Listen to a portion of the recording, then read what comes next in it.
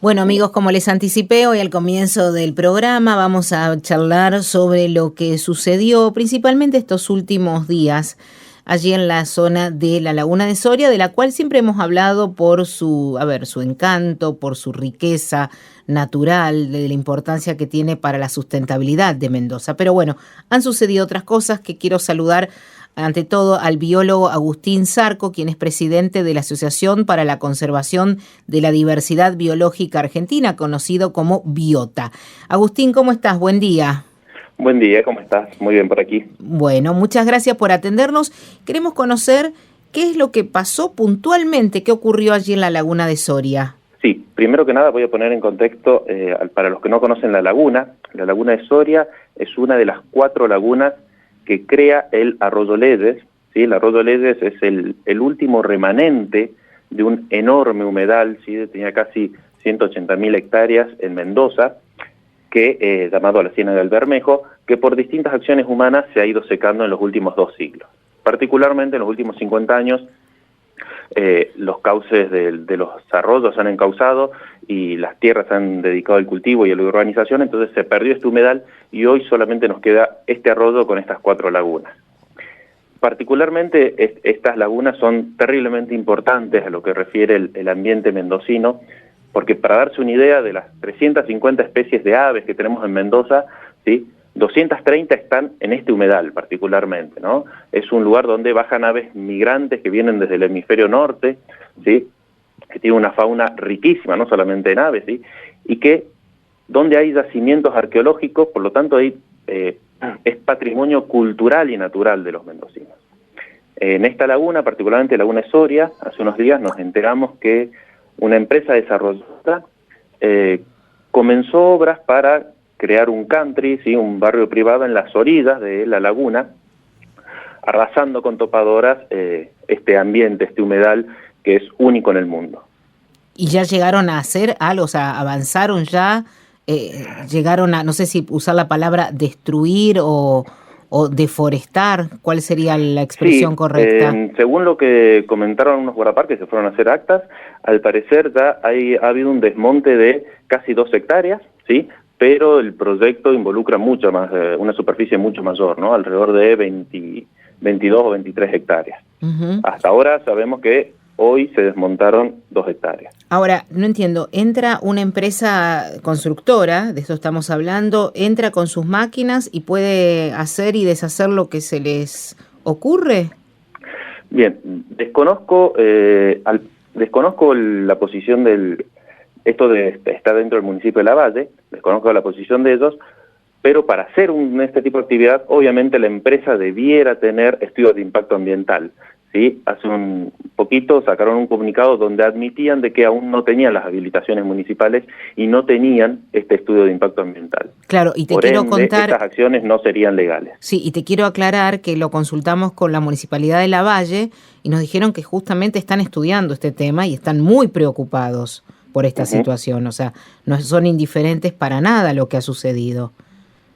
Exacto. Y a ver, ¿y qué? ¿Lo ofrecían como una urbanización para que la gente viva pegadito a la laguna, entiendo? Exactamente. Nosotros nos enteramos por las redes porque la misma empresa publicó un video, ¿no? De propaganda donde Sí. ofrecían lotes de tanta superficie, con precio y todo, precio dólares, ¿no? Como para ir a vivir en un entorno amigable con el ambiente, y en el mismo video mostraban a las máquinas literalmente en la laguna removiendo terreno, ¿no? Uh-huh. Lo cual es bastante contradictorio. Claro. Hay que recordar, Mendoza tiene 15 millones de hectáreas, ¿no? Mendoza es una provincia muy grande, sobra espacio para construir. Y justo la empresa decide construir en un lugar de tal importancia biológica y cultural para los mendocinos, ¿no? Parece un despropósito por donde se lo mire. Bien.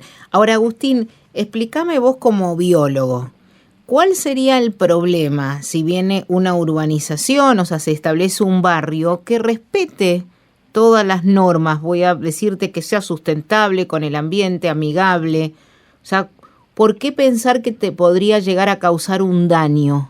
Sí, aunque el barrio respetara las normas, ¿no? Estamos hablando de un humedal, uno de los últimos humedales de Mendoza, ¿sí?, el cual se perdería por una urbanización.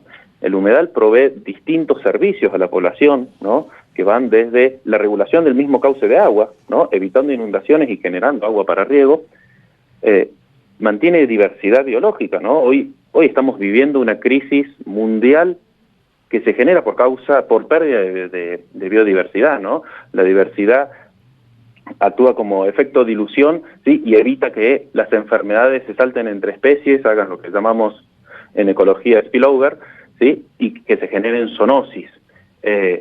Y estamos viviendo una crisis, parece que no aprendemos, y generamos pérdida de biodiversidad encima en los pocos lugares que tenemos una alta biodiversidad en Mendoza. Hay que recordar que, como decía recién, Mendoza tiene 15 millones de hectáreas, ¿sí? Construir un barrio privado justo en este lugar es un despropósito. Esta zona, además, hoy por hoy es usada, ¿sí?, por el turismo, ¿no? O sea, todos los mendocinos podemos ir y recorrer, ¿no? Sí.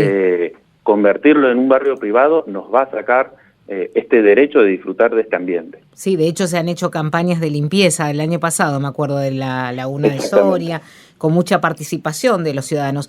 Sí. Me surgen varias preguntas que mencionás. En estos humedales, el arroyo y las 4 lagunas, ¿el agua de que hay ahí es para consumo humano? O sea, ¿Mendoza toma agua de ahí para la población o es solamente para el riego? No. Hoy por hoy se utiliza para riego nada más. Pero de ahí está la importancia, que es un agua que se utiliza. Sí. Sí, y si uno lo quiere mirar desde el punto de vista humano, sí, lo utilizamos nosotros, pero utiliza una enorme cantidad de fauna y de vegetación que nos provee a nosotros servicios indirectamente, ¿no? La captación de carbono que generan las plantas de ese humedal, ¿sí?, quizás es más difícil de cuantificar, pero es un uso y es un beneficio que nos da a nosotros. O sea, perderlo, estamos perdiendo nosotros en última instancia. Sí, es la calidad de vida que tenemos, de eso estamos hablando. Ahora, Agustín, vos hiciste mención de la palabra zoonosis, y como estamos todos muy susceptibles con la historia del coronavirus, a ver, explícanos un poquito qué es zoonosis y por qué lo relacionaste con el tema de los humedales y de lo que estamos hablando allí en las lagunas y el arroyo Leyes. Sí, hablamos de zoonosis cuando una enfermedad que se transmite entre una especie animal salta a otra especie, a la humana, ¿sí?, y genera una enfermedad que nos puede atacar a nosotros. Podría ser el ejemplo del coronavirus, entonces. El coronavirus es un ejemplo, pero en realidad el 70% de las enfermedades de humanos vienen, ¿sí?, de los animales, de otros animales, de otras especies. 70%, estamos hablando de muchas. El problema es que cuando perdemos, ¿sí?, diversidad biológica, es más probable que esos saltos de enfermedades se den y afecten al humano. ¿Por qué? Porque al tener mucha diversidad, cuanta más cantidad de especies tenemos, ¿sí?, los virus circulan menos entre ellos. Es como que la red del virus se achica. Sin embargo, al perder diversidad y tenemos menos especies, a la vez hay más individuos de esas especies y es más probable de que salte a otras especies, entre las cuales estamos nosotros. Esto es algo que se ha estudiado mucho, hace muchísimos años que lo sabemos, y que estos procesos de pérdida de biodiversidad generan de que estos saltos sean cada vez más veloces. ¿Sí? Entonces, cuanto más perdemos biodiversidad, es más probable que nos enfermemos. Clarísima tu explicación. Además, otra cosita, perdón, pero volviendo al humedal, el humedal es un sitio que es particularmente rico en especies de aves, ¿no? Yo justo estudio aves y por ahí quizás estoy sesgado a eso, pero... Y muchas de esas aves utilizan el humedal para dormir, aves insectívoras, ¿sí?, que hace que controlan plagas, es decir, se alimentan de insectos que atacan a los cultivos, duermen ahí, pero de día van a comer a los cultivos y comen los insectos que son plagas de los cultivos. Es decir, de que indirectamente el humedal, ¿sí?, le está dando lugar a controladores biológicos de mucha importancia, realmente muchísima importancia. Cuando estamos hablando de 5 pajaritos, estamos hablando de miles y miles y miles de individuos que viven en todo este sistema de el arroyo Leyes y sus 4 lagunas. Entonces, cuidar y proteger este sistema es un beneficio para nosotros, lo miremos por donde lo miremos, ¿no? Y considero que toda la ciudadanía mendocina debiera estar enterada y y estaría buenísimo de que lo conozcan, ¿no? Hay muchos mendocinos que no conocen las lagunas, que no conocen la belleza que hay allí, que ese es otro, por supuesto, otro de los servicios que nos provee, ¿no? Hay una belleza escénica y vamos y nos liberamos del estrés y podemos pasar un hermoso día, claro, amigable con el ambiente en el lugar. El contacto con la naturaleza genuina. Por último, justamente te iba a cerrar la nota para que nos ubiques dónde está geográficamente el Arroyo Leyes y estas 4 lagunas, que me gustaría que digas cuáles son sus nombres. Sí. Ya conocemos la de Soria, y dónde están ubicadas. Sí, el Arroyo Leyes nace cerca de lo que eran las lagunas del Rosario y termina hoy, ¿no? Cerca de la Ruta 7. Tiene un poco menos de 100 kilómetros de largo. Tiene 4 lagunas, una es Panchocol, que está cerca de la Ruta 7. Tiene la laguna de Viborón, ¿no? Que pertenece a Maipú, ¿sí? Sí. Que es la única porción de todo el arroyo que está protegido por una ordenanza municipal, ¿sí? Después viene la laguna de Viborón y la laguna de La Paloma, ¿no? Estas últimas en la valle. Parte del arroyo también atraviesa el distrito de Guaymallén.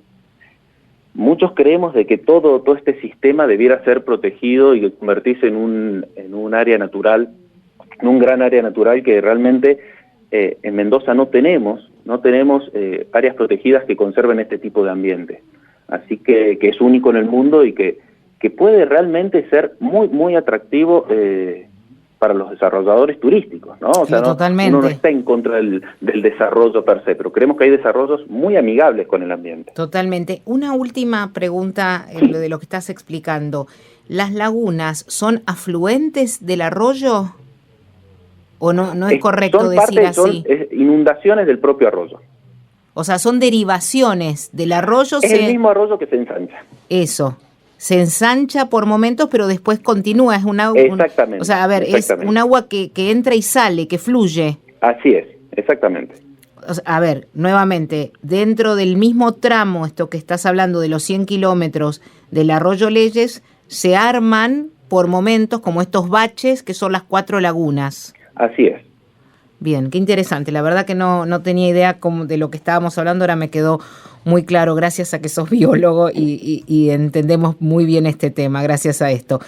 Te agradezco mucho por este tiempo, Agustín, muy amable, ¿eh? Muchas gracias a vos, Judith. Seguimos en contacto.